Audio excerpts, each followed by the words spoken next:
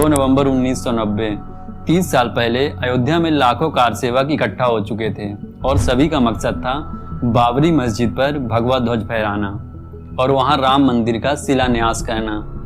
इसी मकसद से कोलकाता से 2 भाई भी आए। ये लोग 200 किलोमीटर पैदल चलकर अयोध्या पहुंचे थे और जब कार सेवकों ने बाबरी मस्जिद की तरफ कूच किया तो ये दोनों भाई उस सैलाब में सबसे आगे चल रहे थे। और जब कार सेवकों ने 30,000 पुलिस वालों को ढकेलकर बाबरी मस्जिद में एंटर किया तो बाबरी मस्जिद के ऊपर सबसे पहले चढ़ने वाले यही दोनों भाई थे और इन्हीं दोनों भाइयों ने सबसे पहले बाबरी मस्जिद के ऊपर भगवा लहराया था। लेकिन वो कहते हैं ना, होई सोई जो राम रच राखा। जी हाँ दोस्तों, जब कार सेवकों पर गोली चली तो भगवान राम के नाम पर गोली खाने वाले भी यही दोनों भाई थे। ये बात है कोलकाता से आए 20 और 23 साल के कोठारी भाइयों की, जिन्होंने भगवान राम के नाम पर पहली गोली खाई। यह जो आज अयोध्या में राम मंदिर बना है, यह कोई 20 या 23 साल का आंदोलन नहीं, बल्कि इसे 500 सालों से चले आ रहे एक संघर्ष की परिणति कहा जा सकता है। जब 1528 में एक सूफी मूसा अस्कान के कहने पर उस वक्त के मुगल बादशाह बाबर ने अपनी सेना अयोध्या भेजी। सेनापति मीर बाकी ने राम जन्मस्थान पर बने मंदिर को तुड़वाकर उसकी जगह पर बाबरी मस्जिद बनवा दिया। उसी के साथ राम जन्मभूमि का आंदोलन भी शुरू हो गया। लेकिन देश की आज़ादी के बाद 1949 में पहली बार इस आंदोलन में हलचल हुई। लेकिन अगर सही मायने में राष्ट्रीय स्तर पर इस आंदोलन की पहुंच की बात की जाए तो ये हुई 1983 से। इस आंदोलन की आवाज़ उस वक्त के सबसे बड़े शहर कोलकाता तक भी पहुंच रही थी। इसी कोलकाता के बड़े बाजार के करीब रहने वाले 23 साल के राम कुमार और 20 साल के शरद के अंदर भी इस राम जन्मभूमि आंदोलन में शामिल होने की बेहद इच्छा थी। ये दोनों भाई आरएसएस के एक दूसरे संगठन बजरंग दल से जुड़े हुए थे और रोजाना शाखा में जाया करते थे।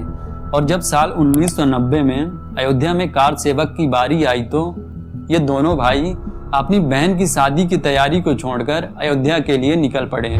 और जब सड़क पर इन्हें बस नहीं मिली तो इन्होंने 200 किलोमीटर की पैदल यात्रा कर 30 अक्टूबर की सुबह अयोध्या पहुंचे थे।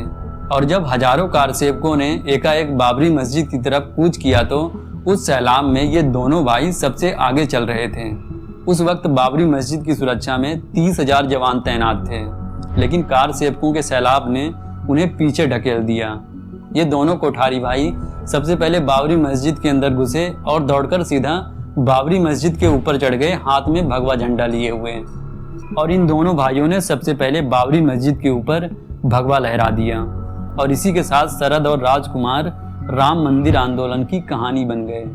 अयोध्या में चारों तरफ इन्हीं दोनों भाइयों की बातें हो रही थी। युद्ध में अयोध्या नाम से छपी एक किताब के मुताबिक जब 2 नवंबर को ये दोनों भाई विनय कटियार के नेतृत्व में दिगंबर अखाड़े से हनुमानगढ़ी की तरफ जा रहे थे, तब पुलिस ने फायरिंग शुरू कर दी। ये दोनों भाई फायरिंग से बचते हुए एक घर में जाकर छुप गए। तभी सीआरपीएफ का एक इंस्पेक्टर शरद को घर से बाहर खींचता है और उसे सड़क पर बैठाकर उसके सर पर गोली मार देता है। छोटे भाई पर चली गोली के कारण राम कुमार तुरंत कूद पड़ता है।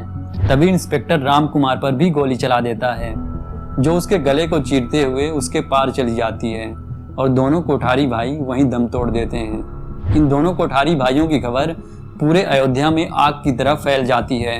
एक दिन के बाद 4 नवंबर 1990 को इन दोनों भाइयों का अयोध्या में सरयू तट पर अंतिम संस्कार कर दिया जाता है।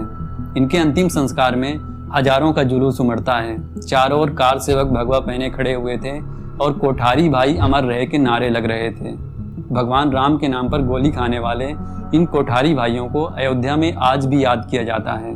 और जब अयोध्या में भव्य राम मंदिर बनकर तैयार हो चुका है तो इन भाइयों को कैसे भूला जा सकता है। तो इन दोनों कोठारी भाइयों की याद में एक स्मारक बनाया जा रहा है। राम मंदिर आंदोलन के इस 500 साल के इतिहास में कई ऐसे लोग हैं जिन्होंने भगवान राम के लिए अपनी जान तक दे दी। इन्हीं सब बलिदानों का फल 22 जनवरी को मिलने जा रहा है।